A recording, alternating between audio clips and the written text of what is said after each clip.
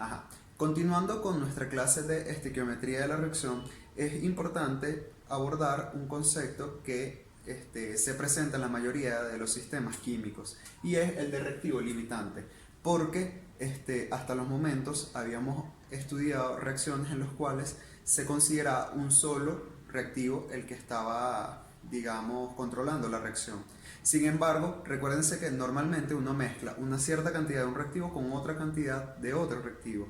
Eso quiere decir que uno de ellos se debe de consumir primero y por lo tanto ese que se consume primero es el que se conoce como reactivo limitante, ¿sí? Y digamos los cálculos estequiométricos se realizan a partir de ese señor.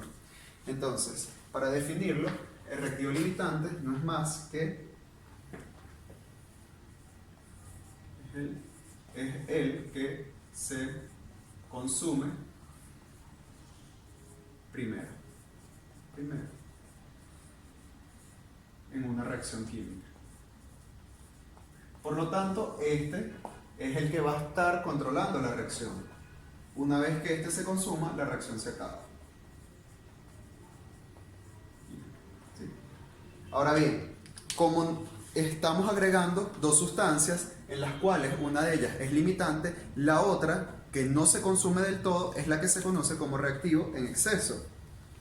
Entonces, reactivo en exceso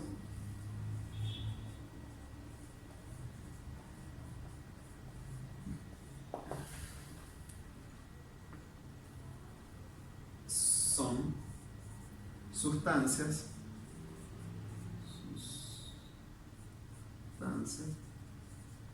presentes en mayor cantidad, ¿sí? El reactivo en exceso, como su nombre lo dice, está en una cantidad mayor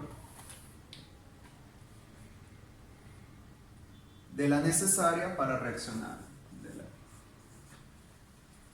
necesaria para reaccionar. ¿Sí? Con, obviamente, el reactivo limitante. Con el reactivo limitante.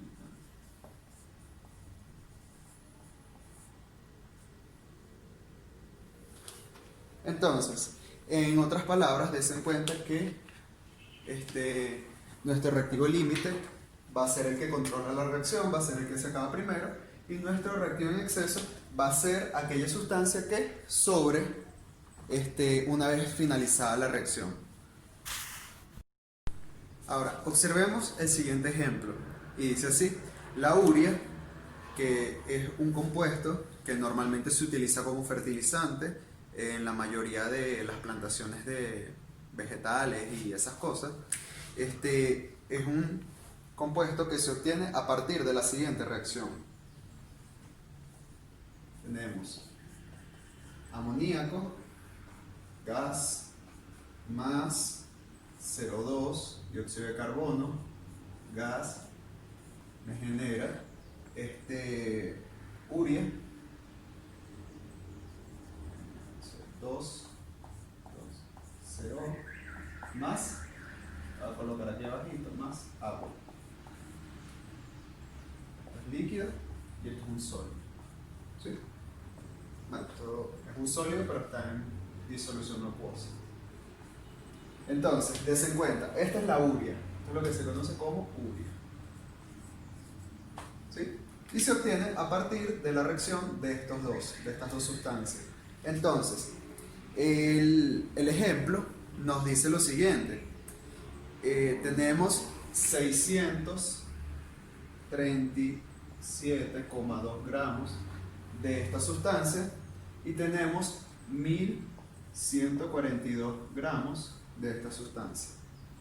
Ahora, la primera pregunta nos dice cuál de los dos reactivos es el reactivo limitante, ¿sí?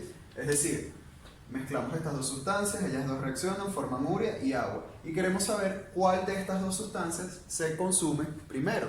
Entonces, ¿cómo se hace eso? Bueno, sencillo. Recordando la clase de estequiometría, des en cuenta que lo primero que debemos de hacer es pasar estos datos a moles, ¿sí? Entonces, para ello necesitamos la masa molar. La masa molar del amoníaco no es más que 14 por 1, ¿sí? Porque solo tenemos un nitrógeno, y 1 por 3, porque solamente hay 3 hidrógenos, ¿sí? Entonces este es el peso del hidrógeno, este es el peso del nitrógeno, este multiplicado por 3, este multiplicado por 1, se suman y eso da 17 gramos por cada mol. Ahora bien, sabemos que 17 gramos de amoníaco están contenidos en un mol de amoníaco. Esta relación sale de acá.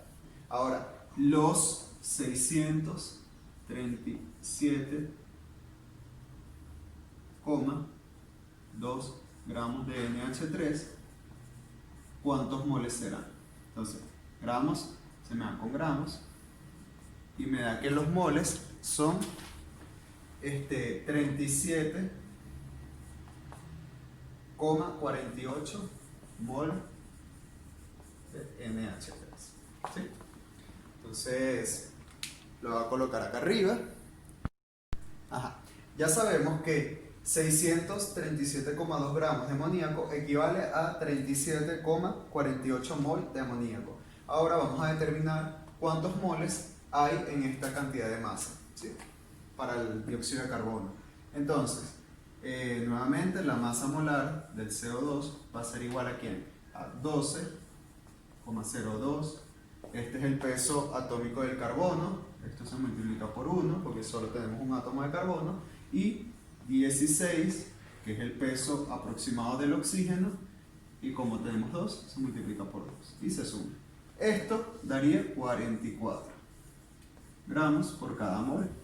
Ahora bien, sabemos que 44 gramos de CO2 equivalen a 1 mol, ¿cierto? Sin embargo, nosotros tenemos 1142 gramos de CO2 y queremos saber cuántos moles son esos. X equivale, gramos se va con gramos, esta cuenta da 25,95 moles, ¿sí? Entonces, este dato lo voy a colocar acá arriba, 25,95 mol. Es la cantidad de dióxido de carbono que estamos agregando inicialmente. Entonces, ya tenemos los moles de las dos sustancias. Ahora, lo que debemos de hacer es una relación estequiométrica entre esas dos sustancias que están allí presentes.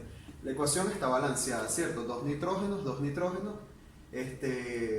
2 por 3, 6 hidrógenos, 2 por 2 son 4, y 2 de acá son 6. Y 2 oxígenos, 1 y 1 son 2. Así que está balanceada por allí. No hay problema. Vamos a segundo paso, relación estequiométrica.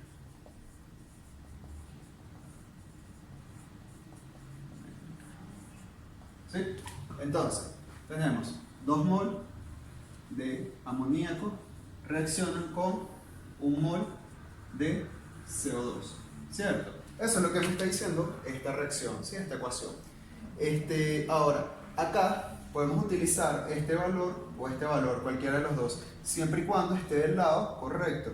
Es decir, si yo utilizo amoníaco, tiene que estar de este lado, o si utilizo CO2, este valor tiene que estar de este lado.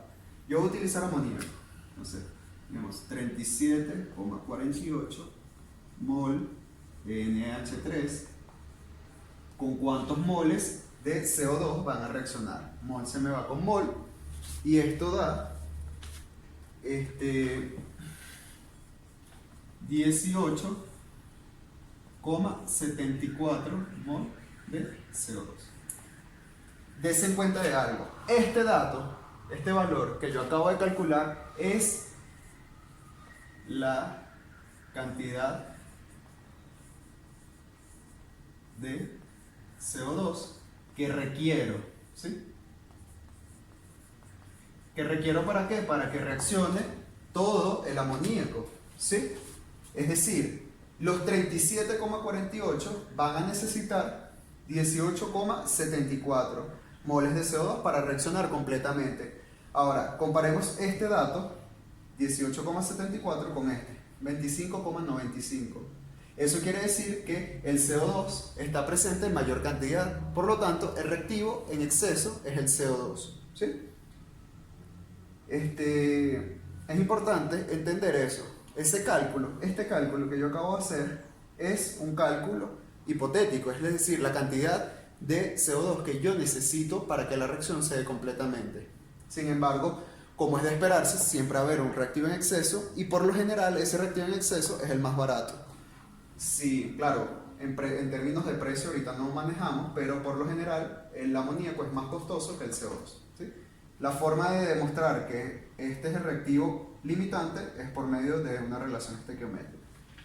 Entonces, señalan, ya entendido eso, el limitante es este que está aquí.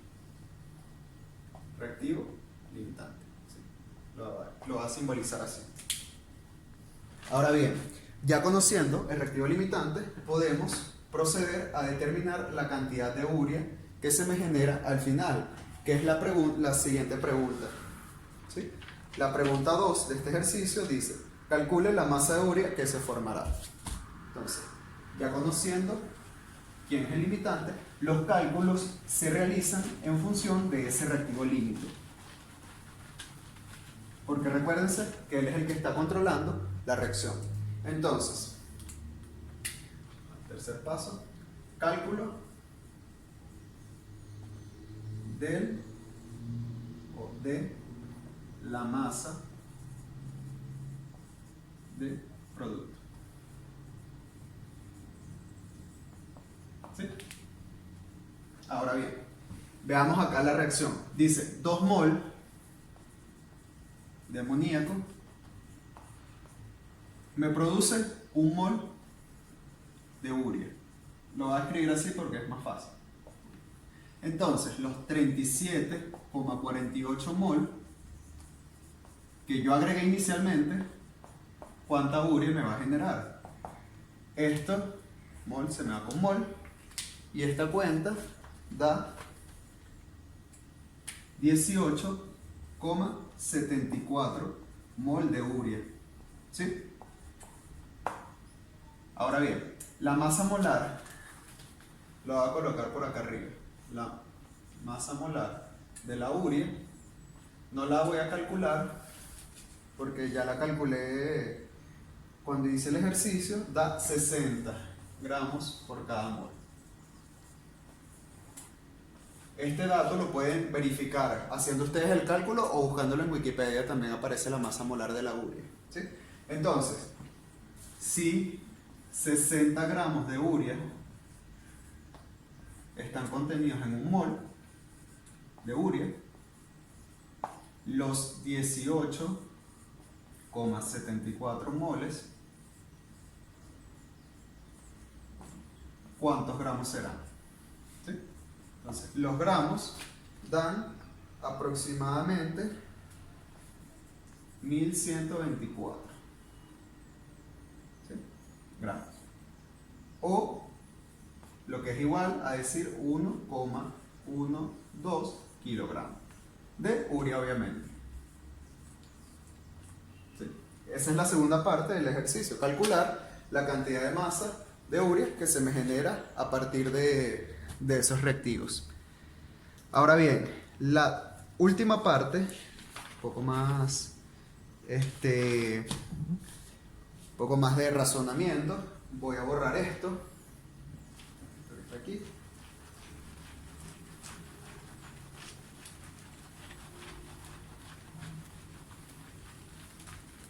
El ejercicio, el enunciado, se los voy a dejar escrito allí en la descripción del video, ¿sí? Para que lo puedan leer con más detenimiento.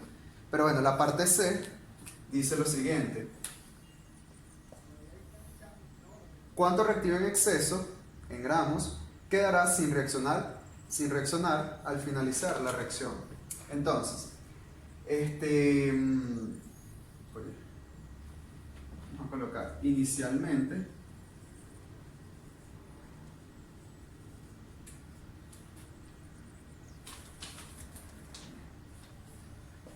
en la reacción los que reaccionan y al final. Entonces, obviamente sabemos que reactiva en exceso es el CO2, por lo que ya se ha visto anteriormente. Inicialmente teníamos 25,95 mol, ¿sí? Al final, durante la reacción habíamos calculado que reaccionan 18,74 mol. Este dato lo calculamos en una de las reglas de 3 anteriores. Cualquier cosa, retrocedan el video y verifiquen que en efecto la cantidad de amoníaco de CO2 que reacciona es 18,74.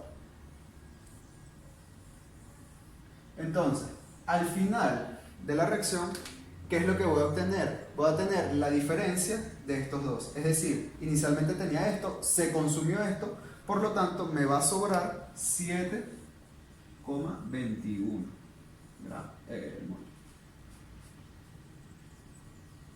¿Sí? Desen cuenta que si ustedes suman esto más esto, les va a dar esto. ¿Sí? Por la ley de la conservación de la masa. La masa no se está creando ni destruyendo, sino que se está transformando en una nueva sustancia. Ahora, para pasar eso a gramos, fácil. Decimos 60 gramos de urea están contenidos en un mol de urea. Ahora, los 7,21 gramos. Perdón. Esto.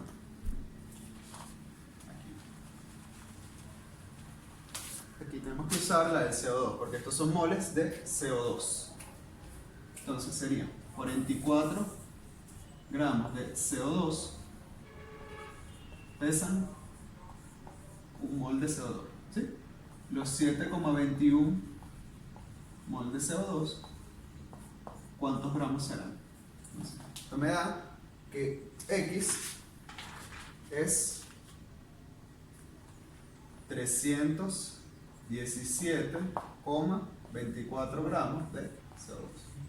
Entonces, desen cuenta de algo, de los 1142 que colocamos inicialmente, al final me van a sobrar 300 gramos.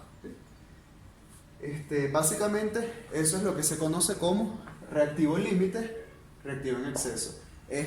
Va a sobrar un poco al final, se consume completamente para formar el producto deseado. Y ya con eso termino este video. Espero que les haya gustado.